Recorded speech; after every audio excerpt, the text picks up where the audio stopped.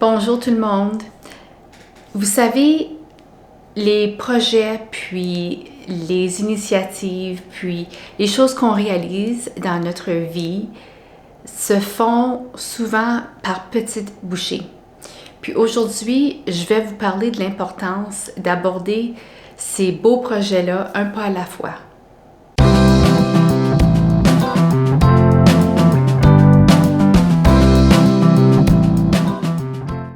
Alors, bienvenue à cette série de coaching à petites bouchées. Je me nomme Daphne Walbridge et je suis une surintendante d'éducation au nord de l'Ontario. Et j'adore appuyer les nouvelles directions, les leaders scolaires dans leur parcours de leadership. Puis aujourd'hui, j'aimerais parler de l'importance de prendre les choses à petits pas. On est dans une culture qui fait beaucoup la promotion d'accomplir, de faire, d'être occupé, d'avoir des horaires chargés.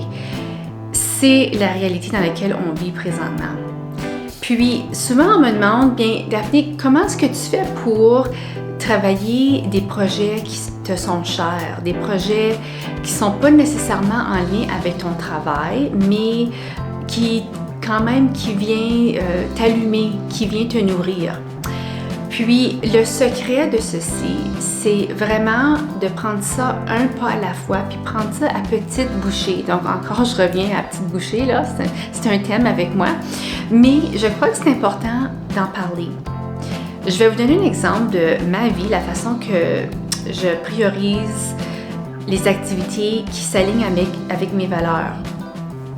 Moi, j'aime beaucoup, comme vous savez, j'aime beaucoup lire, j'aime beaucoup apprendre. Et c'est sur des plateformes, donc Instagram, puis LinkedIn et tout ça. C'est des plateformes sur lesquelles je suis capable de partager ce que j'apprends dans mes apprentissages, dans mes lectures, mes cours. Et ça me permet de créer du contenu pour pouvoir appuyer les leaders scolaires. Puis pour moi, ça me nourrit. Parce que lorsqu'on enseigne, on apprend en même temps. Donc, je fais ça pour vous, puis je fais ça pour moi aussi. Puis ça m'allume. Mais les gens me demandent, mais où est-ce que tu trouves le temps pour faire ça? Puis la réponse, c'est que je me donne des petits buts chaque jour, des non négociables. Donc, par exemple, chaque matin, lorsque je me lève, je suis présentement en train d'écrire mon 3e livre. Puis j'écris pendant 20 minutes, des fois un petit peu plus. Mais je mets la minuterie sur ma montre à 20 minutes. Je m'assois et j'écris. Peu importe, je ne manque pas de jour, OK? Puis petit à petit, qu'est-ce qui arrive, c'est que c'est peut-être pas des gros élans, mais après une semaine, après un mois, etc., on commence à accumuler des mots dans un document. Et éventuellement, un livre va être créé avec tout ceci, avec ces blocs de 20 minutes-là. Puis, une chose qui se passe avec ces petits blocs de 20 minutes, c'est qu'une fois qu'ils s'accumulent, ils s'enchaînent, on commence à découvrir qu'il y a un momentum qui se crée à l'intérieur de soi. Puis après ça, on commence à voir qu'il y a du contenu qui se crée, où on commence à accomplir quelque chose, puis on commence à se sentir bien. Parce qu'on a investi un petit peu de temps à chaque jour, puis là, on commence à avoir des résultats.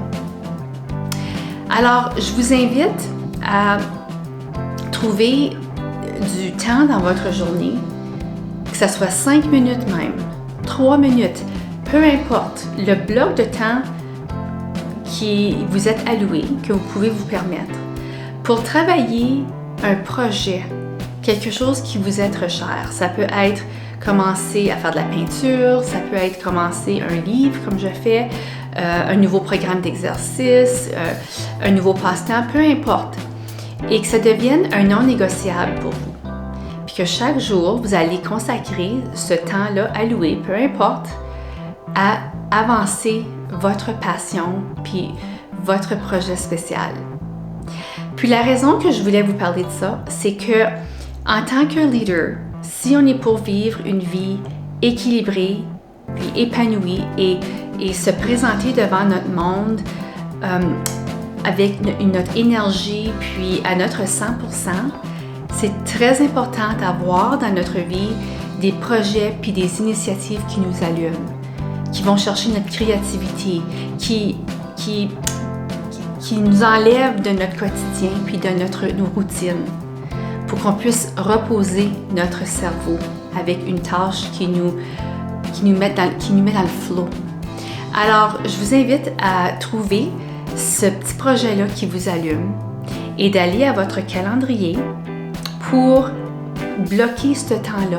Trouver le temps pendant la journée qui serait idéal et bloquer ce 3, 5, 10, 20 minutes-là pour que vous puissiez vous épanouir et travailler quelque chose.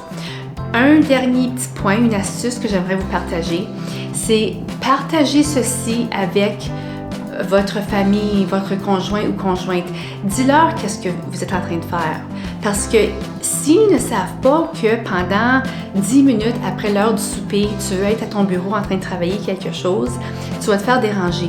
Donc, c'est de prendre le temps de communiquer tes besoins envers quelqu'un d'autre pour que tu puisses bloquer ce temps-là et que tu ne te fasses pas déranger. Parce que si tu ne fais pas ça, là, les gens ne savent pas puis ils vont commencer à empiéter sur ton temps. Donc, c'est très, très important que tu partages aussi tes intentions avec ceux qui te sont chers et qui t'entourent.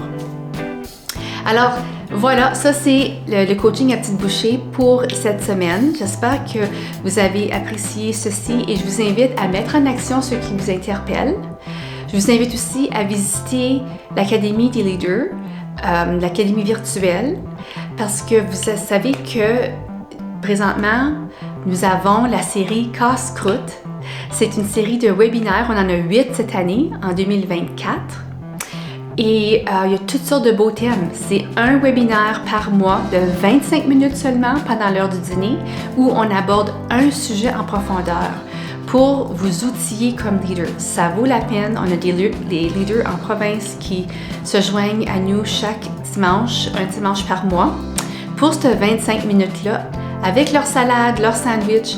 C'est décontracté, c'est vraiment, vraiment le fun. Je vous invite à vous y joindre. Je mets le lien dans la boîte de description de cette vidéo. Alors, au plaisir de se revoir très bientôt tout le monde. Bonne journée!